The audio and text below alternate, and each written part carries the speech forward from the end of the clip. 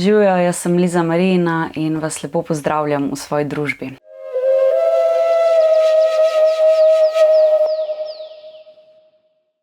Danes imam za vas en izziv.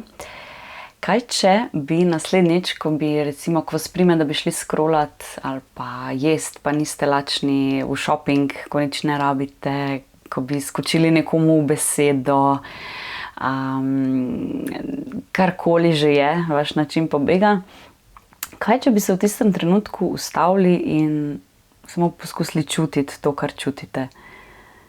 Kakšne so senzacije v telesu, kaj rabim, pa ne rabim čokolado, ampak kaj v resnici rabim, ali se zbuja kakšno čustvo, ali kaj je tista neprijetnost, od katere bi rada pobegnila. Če sem leta bežala od svojih čustev, je to lahko zelo težko, ampak je možno, to potrdim iz lastnih izkušenj. In v tem videu vam bom predstavila, zakaj se mi to zdi izjemno koristno. Čustva so kompas. In ne mislim, dajmo samo poslušati svoje čustva, sledite svojemu srcu ali kakorkoli. Razum je super, ampak enostavno ni dovolj. Jaz mislim, da bi to dvoje moralo sodelovati, da bi morali uporabljati oboje. In zdaj, če dam en primer, recimo jeza, mi pove, kje je moja meja prestopljena. Recimo jaz, če bi poslušala samo svojo glavo, mogoče nikoli ne bi rekla svojemu šefu, ne se dreti name ali pa ne mi nalagati dodatnega dela, za katerega nisem plačana. Ker sem bila naučena, da je treba avtoriteto pač poslušati, ubogati, biti pridna, ne komplicirati.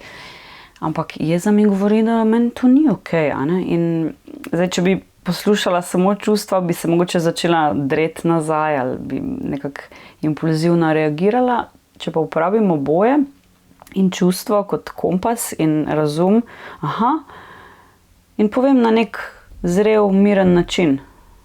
Ni mi okej, da se dereš name, postavim mejo, To je samo en primer. Ali pa strah, recimo. Strah mi kaže, da se spuščam v nekaj, kar mi ni znano, recimo. Ali pa strah me varuje pred tistim, kar je nevarno zame. Če pa gre za strah pred neznanim, bi bilo recimo škoda, če jaz si strahu ne bi pustila čutiti in se niti ne bi spustila v tisto situacijo, Samo zato, ker bi me toliko bilo strah čutiti strah, Če pa ga čutim, pa lahko grem prek tega, to je nekaj novega zame, čutim strah meje, ampak grem vseeno. Ali pa veselje, če ni to en čudovit smerokaz. Česa si več želim v svojem lifeu? To mi prinaša veselje, za tem grem. Potlačena čustva se skladiščijo v telesu. Sicer čustva niso nekaj, kar bi me hotelo mučiti leta in leta, ampak če jih nisem pripravljena čutiti, ne bojo kar šla stran, Ampak v osnovi je čustvo emotion, nekaj gibljivega, motion. To je v bistvu energija, ki hoče iti čez telo, če sem jo pripravljena čutiti. Pa ko rečem čutiti, kar čutim, ali pa čutiti svoje čustva, mislim prepoznati, ne vem, čutim črvičenje v telesu, to je strah verjetno, kaj bom zdaj naredila s tem? Torej, prepoznati, ozavestiti, mogoče poimenovati, pa tudi izraziti, izkričati, izplesati, izpisati, izreči. No, če pa že takoj, ko se čustvo pojavi, zbežim od njega, recimo začutim črvičenje v trebuhu, pa grem rajši scrollat, v bistvu zakrčim trebuh, kot prvo, in ne morem sprocesirati tega strahu, In tudi v bistvu pa hodim po svetu z zakrčenim trebuhom ali pa z rameni napet vrat, Vrat je tudi ena taka simbolna, pa niti ne toliko simbolna povezava med razumom in čustvi, Nočem čutiti telesa, pa rajši zakrčim. V bistvu z vsemi temi napetostmi sporočam svojemu živčnemu sistemu, da sem v nevarnosti, In potem sem konstantno aktiviran simpatični živčni sistem, torej sem v pripravljenosti, za boj ali beg. Hkrati pa se ne znam več vračati v parasimpatikus, kjer se telo obnavlja, rest and digest, rečemo. In potem prihaja do izgorelosti. Recimo, kako je možno, da se človek zjutraj zbudi, pa kar naenkrat ne more niti vstati. Verjetno to ni od včeraj, ne? Ni se to čez noč zgodilo, ne? Telo je sporočalo že prej, pa ga nisem poslušala, ne? Ali pa, ko zdravnik ne najde vzroka za neko bolezen, pa reče, izogibajte se stresu. Moje življenje pa mogoče niti nimam najbolj stresne službe, ne? Ampak obstaja tudi čustveni stres, ne? No, to se mi zdijo vsi eni taki znaki za, dajmo več čutiti, a ne. Pa ne pravim, da je to kot nek medicinski nasvet, ampak se tu mislim, da začne reševanje tudi zdravstvenih težav. Čutenje nas povezuje z drugimi. Ljudje se povezujemo z drugimi prek recimo zanimanj, a ne, navijamo za isti klub ali pa smo v istem življenjskem obdobju, recimo imamo majhne otroke, a ne, ampak to niso neki globoki stiki ponavadi. Najbližje smo si z ljudmi, s katerimi smo preživeli lepe in tudi težke trenutke, a ne, ker mislim, da je ranljivost in vsa ta čustvenost, vse to, o čemer govorimo, v bistvu je veliko večji del našega življenja, kot smo si pripravljeni priznati. V bistvu v naši družbi ni toliko prostora za čustvenost, ker smo zelo razumsko naravnani, ampak mislim, da je to ogromen del nas in torej vsega, kar smo in s tem našega življenja. In če sama nisem v stiku s tem, sem odrezana od enega ogromnega dela sebe in kako naj bi potem prihajala v neke pristne stike z drugimi, če sama nisem v stiku s tem.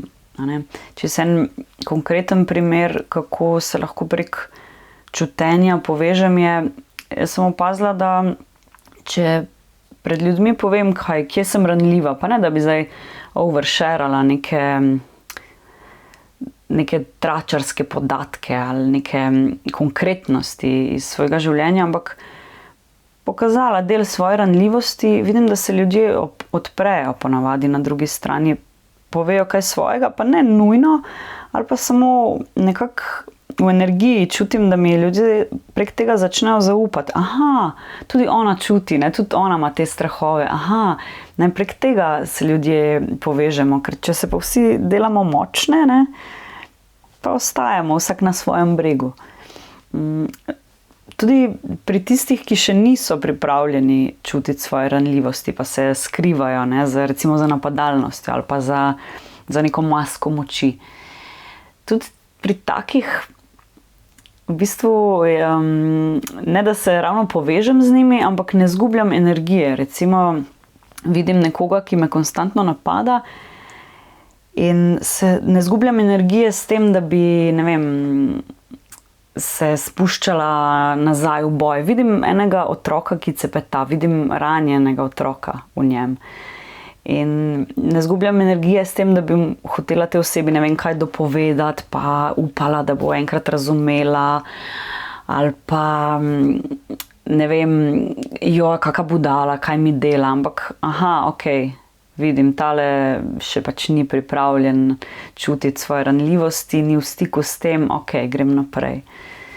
In tudi na ta način sem v bistvu bolj povezana s to osebo, ali pa manj, če tako rečem, ker se ne zapletam v neke drame. Čutenje je ključ za reševanje moško-ženskih odnosov. Jaz upam, da se tu strinjamo, da imamo kar velike probleme, ne glede na število ločitev ali pa odtujenosti, ki vlada v odnosih. In velikokrat se očita ženskam, da smo preveč možate ali premalo ženstvene, po drugi strani pa ženske očitamo moškim, da so poženščeni, da ne vem, kje so pravi moški pa tako. In ena stvar, ki pomaga nam ženskam, je seveda čutenje, a ne, se to je tisto, kar me vrača nazaj v svojo ženstvenost. Pa ne, da bi to bila samo stvar za ženske, ampak to me vrača iz konstantnega mletja v glavi, konstantne produktivnosti. Lahko se naslonim nazaj, pa čutim. Tako da to je po mojem ključ, kar se tiče žensk. Zdaj pa moški, ne. Njim se očita, da so poženščeni ali pa premalo moški, pa ne zato, ker bi toliko čutili, ampak zato, ker so pasivni, a ne. To verjetno pride tudi iz tega, da smo ženske se osamosvojile in smo ful sposobne in ne, moški mogoče tu izgubljajo malo svojo vlogo. No, ampak preprosto veliko moških bilo vzgajanih, ne, v smislu, da veliki fantki pa ne jokajo.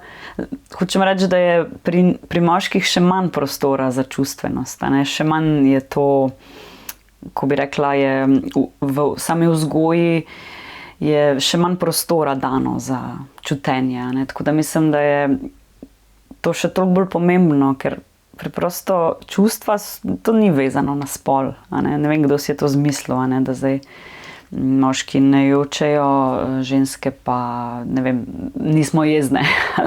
Pač to seveda ne gre tako, a ne, tako da mislim, da je pri moških še toliko bolj pomembno, da se sami vračajo v svoje telo in v stik s sabo. In ko bomo na obeh straneh in tako ženske kot moški bolj v stiku s sabo, bomo tudi lažje v stiku en z drugim. Že zaradi same komunikacije, ne, če jaz vem, kaj čutim, tudi lažje skomuniciram. Pa tudi, no, če sem jaz kot posameznica boljše postavljena sama s sabo, bom seveda lepše stopala v odnose. Čutenje pomaga pri komunikaciji. Kot sem že v prejšnji točki omenila, če vem, kaj čutim, če sem to sprocesirala samo pri sebi, bom tudi lažje to izrazila. Manjša verjetnost je, da bom napadala sogovornika ali pa da bom zadrževala zase, ker ne vem kaj, ne bom hotela prizadeti nekoga. Ali kakršnekoli že strahove imamo, kadar držimo nekaj v sebi.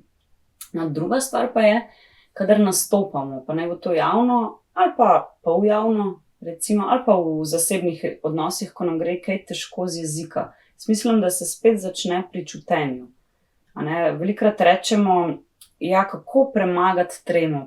Pa mislim, da ne gre za premagovanje treme, ampak za sodelovanje z njo. Spet za čutenje strahu. Ker jaz lahko, recimo, če hočem pobegniti od tega strahu, se bom zakrčila, ne, stisnila bom grlo, da bi ostala čim dlje od telesa, ki je preplavljeno s strahom, in takrat je veliko večja šansa, da me bo strah paraliziral, ne. Kadar pa sem pripravljena ga začutiti in ok, v bistvu se potim, glas se mi trese, ok, diham, ne. Mi bo pa vse to pomagalo pri premagovanju treme, a ne. Pa tudi druga stvar je, ko rečemo postaviti se zase.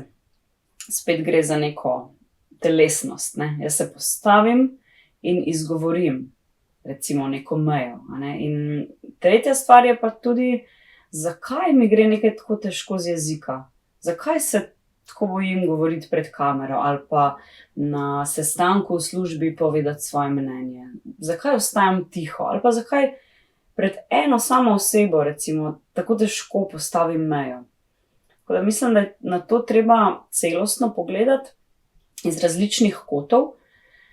In zato sem pripravila en 5-dnevni izziv za bolj avtentičen in samozavesten nastop, za več stika s sabo, s svojim telesom, za bolj močen glas. Tako da poglejte si spodaj v opisu, bom pustila link. In če pustite svoj e-mail, boste obveščeni, ko bo izziv pripravljen. V bistvu ne gre za en klasičen tečaj retorike, ampak kot rečeno, za en celostni pogled na izražanje. Čustva so začimba življenja. Zdaj, odrasli ljudje se lahko hitro ujamemo v en tak suhoparen potek življenja, končam šolo, poročim se, imam otroke, kredit, bajta, in v nekem momentu se začnemo pa ljudje spraševati v smislu, ali pa kaj je tisto, kar je moja strast, ali pa moj namen, ne, o tem se tudi veliko govori, kaj je moje poslanstvo, ne. In v bistvu je to zelo težko vedeti, če smo odrezani od svojega čutenja.